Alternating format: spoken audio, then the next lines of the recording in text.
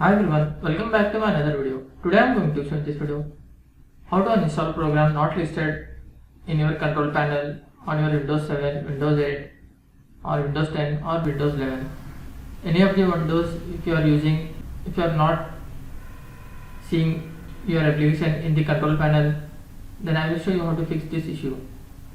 Guys, if you are unable to see your listed application in your control panel, then I will show you how to remove. First of all, suppose I am taking as example as VLC media player. Suppose my VLC media player is not showing in control panel to uninstall it, then I will show you another method how to uninstall this. Just type here VLC. Here you can see open file location. You just need to click on this. Again you will see this your file icon, just right click on that. Again you have to click on open file location. You can see here open file location, click on this. Here your software folder will be open.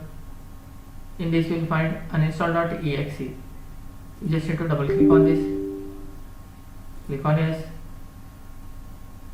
then click on next,